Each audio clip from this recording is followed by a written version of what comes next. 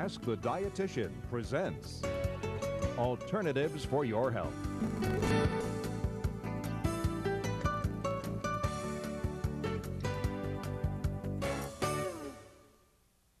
The Dietitian here on America's Health Network.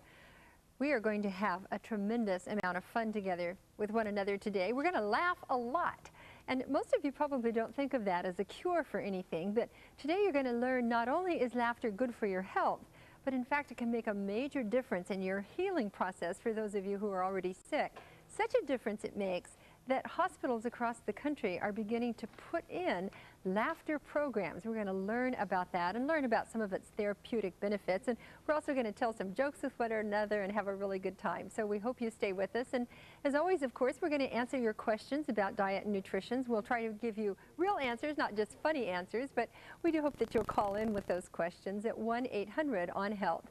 That's 1-800-664-3258. And for those of you who are just tuning in, I'm Dr. Audrey Cross, a dietitian and nutritionist, and usually we do talk just about food, but today we're going to talk about food and fun. So we do hope that you'll join us. And I was given some fun little jokes by our humorist who's going to be coming on with us, and I realized I don't know half the answers to these. I guess I don't have enough fun or laughter in my life, and certainly I'm not real good at telling jokes. So stay tuned. You'll find some people who are, and again, we'll also take a look at what kind of benefit laughter can have for us. Getting the corners of our mouths going upward can make a big, big difference in how we feel overall. So let's learn a little bit from my guest today. She's a registered nurse. Her name is Leslie Gibson, and she's the person who originated the Comedy Connection. It's a program that's spreading across the nation. It started here in Florida in a hospital, but she's done a lot to make this a system that can actually be taken to other hospitals across the nation, and it really is catching on. So let's meet Leslie now. Come on, Leslie. Hi. Hi. I understand you called for the comedy card. The comedy This is card. the comedy card that we wheel around to the patients. Great. And so I'll tell you a little bit more about that as you want to find out. That's absolutely terrific. Now, you know, I've jokingly, as we've said, you know, why would anybody be concerned about laughter or health? But really, there has been some significant research that has looked at the impact of a positive attitude on patients' recovery. And I certainly know that in our hospital, as patients comes in, we can almost just take a look at their face and tell how their disease is going to go. Not just from what the diagnosis is. We can look at two cancers that are identical in two different patients and almost tell by the sense of well-being or the sense of esprit de corps, the sense of positiveness about one patient, that their prognosis is going to go a little bit better than another patient who isn't quite so upbeat. So what you actually bring is a technology to the bedside for giving people that lifted spirit. Right. When a person's sick, and whether it's the flu or whether you're facing surgery, there's nothing more stressful, in my opinion, as a nurse. So I started using humor with patients to kind of help them to relax before a procedure. And also, as a nurse and medical professional, we're one of the few professions that don't get arrested when we tell people to take off their clothes. So it's been, to me, very important to help patients to heal through a little bit of humor. And the fact that we've formalized the program and actually have about 80 volunteers that take these funny things to the patients, because we all come from different backgrounds, so we have a different perception of humor. Some people have been brought up in homes where children are to be seen and not heard. So you don't want to be forceful with laughter. You just want to be gentle and let them select what would be appropriate for them and their needs. That's great. And, you know, again, getting back to sort of the underlying basis for this, because this week what we've been looking at here at America's Health Network are all of the alternative and complementary medical technologies. And as we have looked at each one of them, we've also asked ourselves, is there some scientific rationale that underpins or is the foundation for some of these technologies that really makes them things that all of us want to think about, both in our medical practices and also for those of you who are out there making decisions about medical therapies. And certainly laughter is something that has been studied. Norman Cousins was probably one of the first people who started this, and you mentioned a research study. Yes, Dr. Lee Burke and Stanley Tan have recently published some information about our immune system and how they've measured cortisol levels from the blood, and they have found that the group that was able to laugh by watching Gallagher tapes, and they actually did a very serious study. Yeah, I love Gallagher because he mashes watermelons. He knows how to use food for fun. So they measured the blood levels, and it's very legitimate research. It's very high tech for anybody that might be interested in further research. Their work is tremendous, but the bottom line was that people who can laugh easier have a lower cortisol level, and thus improving their immune system. That's one of many. There's approximately 150 researchers in our country alone just looking at the physiological benefits from laughter. The power of positive thinking, joy, hope, love, that's what kind of brings it together. And I look at the comedy cart in our bag of goodies as tools to help us get back to a sense of joy. That's so great. And you know, I know as a nutritionist, so many times as I talk to parents of young children in particular, many times parents will come in with a child who's having digestion problems. And as I watch the parents interact and as I listen to the child and what happens around the dinner table, I sometimes find that what's going on is a fairly stressful set of circumstances around the dinner table. And in fact, as we get to the bottom of what's going on with the child, we sometimes find out that if the family had a little more levity and humor at the table and a little less tug of war going on with the child, whether it's around the child's eating habits or around things that are happening with the child at school, that often giving that levity, that sense of let's be together and have a bit of fun around the meal really helps digestion. And of course that's, you know, an important basis for our health is our nutrition, and starting at that point of enjoying a dinner table time together really does make a difference. Now you've got a lot of things on your cart. I see some videotapes, and what else do you have? And a rubber chicken, of course. Well, again, we have a lot of selections. I just brought a few with me today that the patients can choose from. Audio tapes is an example. Videotapes happen to be the most popular for people because they can put it right into the TV, and it wheels up very closely to the patient bed. So tell us some of the titles that you have have found to be really beneficial with people. Well, there's some classics like I Love Lucy, some Carol Burnett, Mrs. Doubtfire is wonderful. We've got quite a selection, the Three Stooges, Marx Brothers, even some funny television commercials. So we give the patients a selection of what they'd like, and then they choose that. We also, as I said, we have audio tapes, which are the commercial ones that you can pick up very inexpensively. This one's Groucho Marx, or any of the radio comedy.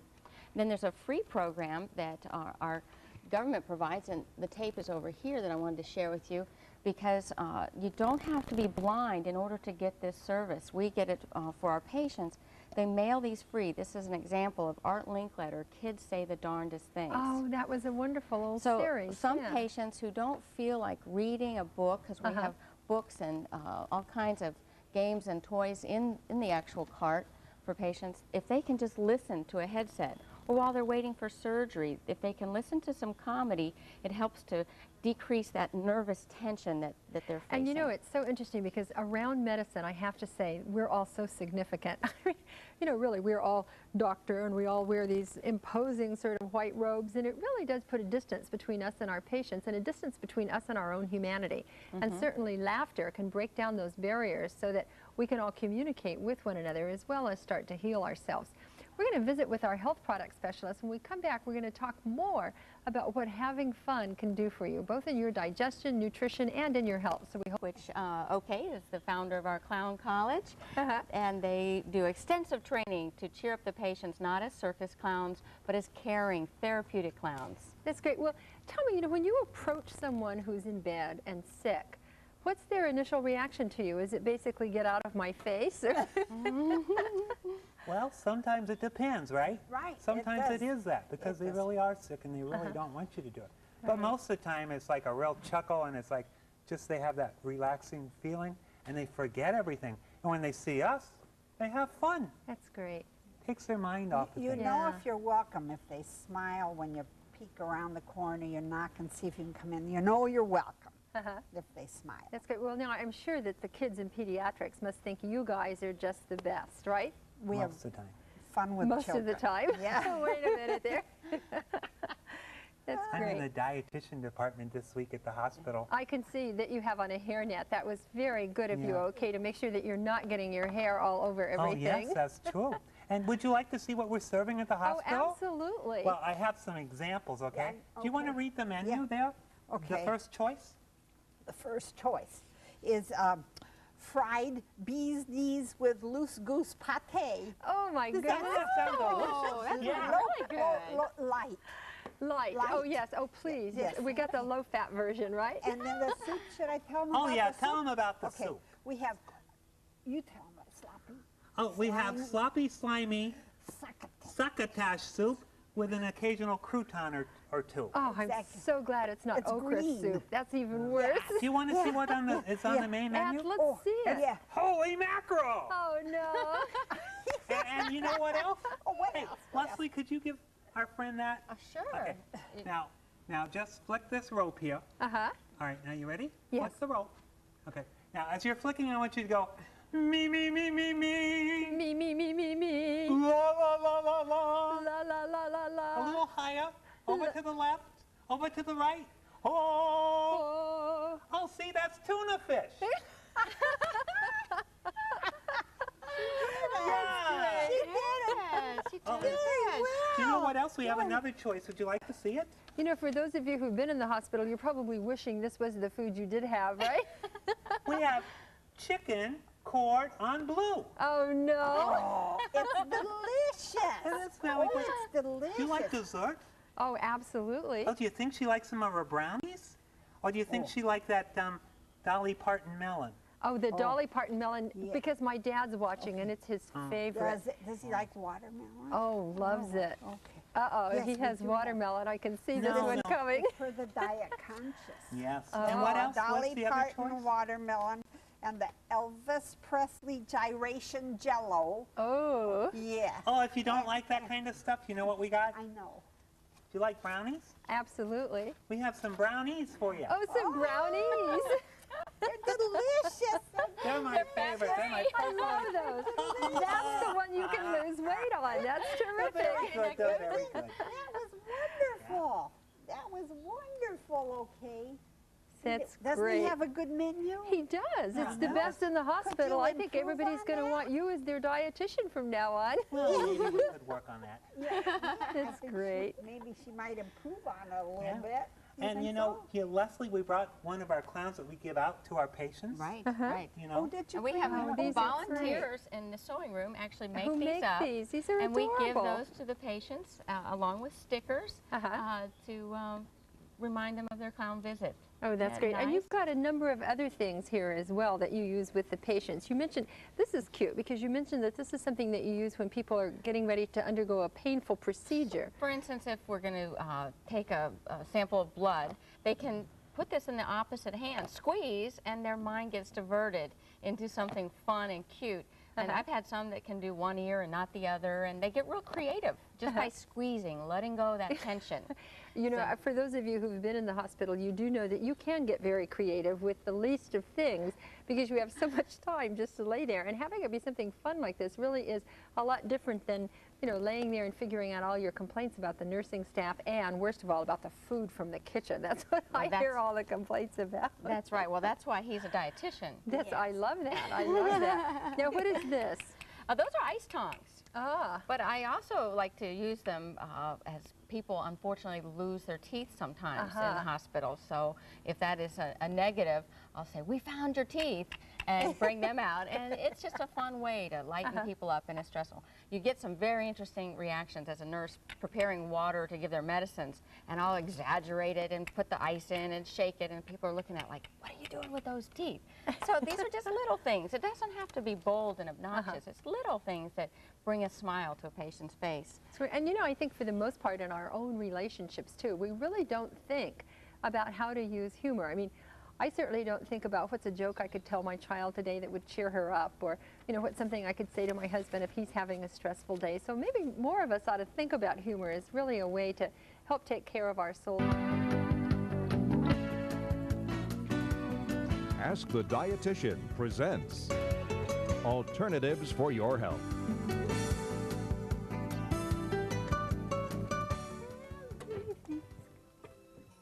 My way. Oh, what a beautiful morning.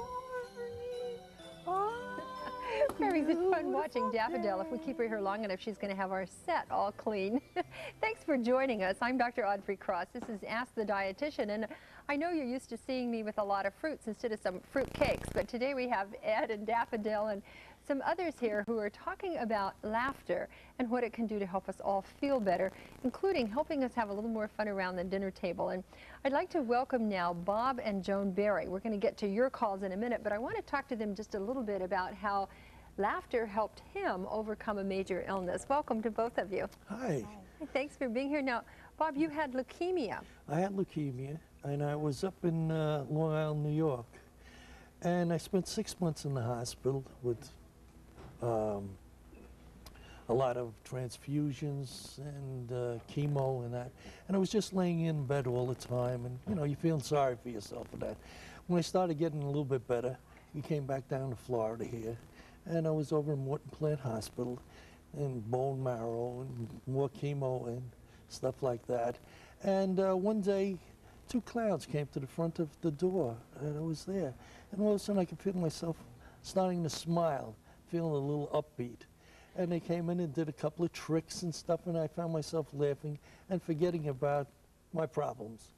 And right after that there, I kept thinking about it, and I said, well, I want to become a clown and give something back.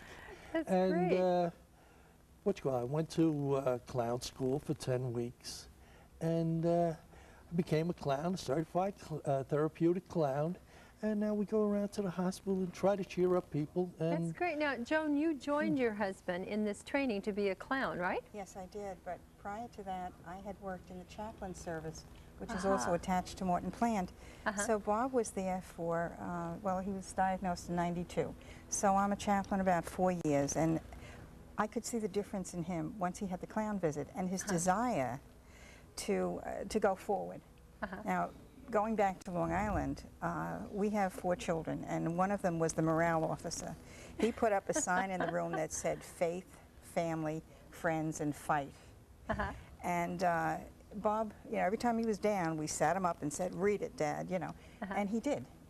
But the difference when we got to Florida was he knew he made it, or we thought he made it, and then, as I said, the clowns were uplifting. There's nothing like when a clown asks permission to come into a room and they get it, that patient knows they're in for a good time. That's absolutely true. And I mean, there's nothing to equate with it. Now, instead of playing golf as 2 retirees, the 2 of us, you know, we have fun at being clowns. So we're not golfers, we're clowns. That's great.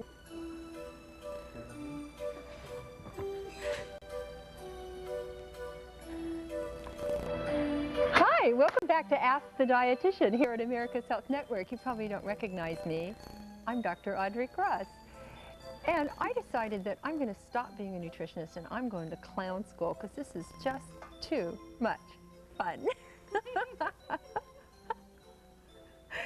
Oh, this has been just really great, Leslie. Tell us a little bit about clown school. You know, do you have to be funny to become a clown? No, you don't have to. You learn a lot about yourself. It's a 10-week program where we do just teach the basics, 3 types of clowns, the white face, the goose face, and the tramp clown. And then we go into the therapeutic effects, again, some of the tools that we've been training on now. But we don't here we can sit see on what it looks like as they're putting on the faces, because there are some distinct clown types. Yes, now both Daffodil and OK are both a goose clowns. They have the flesh tones with the white mixed in. A white face clown is all white, as it would imply, and they're more the quiet personality, more like a mime type of a personality. Their costuming is a big part of their name. There's just a lot to learn. Your name comes from within, and it's just a wonderful growth opportunity. We all have a clown inside of us. Oh, I'm sure we do. I'm sure we do. I know I certainly entertained my daughter when she was little by clowning around. I mean, many times being able to break up a bad mood or some misbehavior that was going on, really by clowning with her to get her to quit. So it can raise the blood pressure for all of us. You said that you've been giving everybody this little gift who comes into the hospital for nose surgery, was it? Well, we don't give them to everyone, but there's sometimes that one of the clown's favorite little antics is to go up to a patient's room, sneak around the door and say, hey, the hospital has a special on nose jobs. we take it out and put it on, and because you can't share this from patient to patient, we actually give them a specially wrapped little nose as a token of our appreciation for letting us go in to visit with them. One of the other things that I really like about clowning, whether you're in a costume or not, is that when you use your sense of humor, it's kind of like mental flossing. And we all need to floss every day. Absolutely. My daughter thinks I'm like that. She just thinks I... That's great. Tell me some other things that you have here. I'm just kind of looking about at the things that you have. I noticed this cute little pet. Yes, I brought him off the cart because they're very popular to use puppets, and several of our clowns will actually use puppets as they go in to visit the patients. But with pet therapy being very, very popular with people, you can't, because of health reasons, take animals into a hospital. We are allowed to take animals into nursing homes, but into hospitals. So a little pet like this that's a puppet get some great reactions from the patients because it looks real to them, and they like to maybe pet it or touch it, and they don't even know that it's a puppet. So that's one of the cute areas that's kind of fun. It's also interesting, again, you know, an area where there's been a considerable amount of research done indicating that having a pet in a household can make a very positive impact on people's outlook in life, and also, as you mentioned, having pets in nursing homes can make a great difference in the sense of well-being of people who are living in nursing home conditions. It's a form of love. One of my favorite phrases is to live, love, and laugh. And Victor Borge stated that when people laugh together, it's the shortest distance. Laughter is the shortest distance between two people. So, and it's also a universal language. That's one blessing of the clowns, is that it doesn't matter what a person's cultural background is, that they laugh just looking at a clown. It's really absolutely true. Well, we really want to thank Leslie Gibson for being with us, the founder of the Comedy Connection, and especially we want to thank her for promoting nationwide the kind of work that they're doing here at the Morton Plant Mease Hospital in Florida.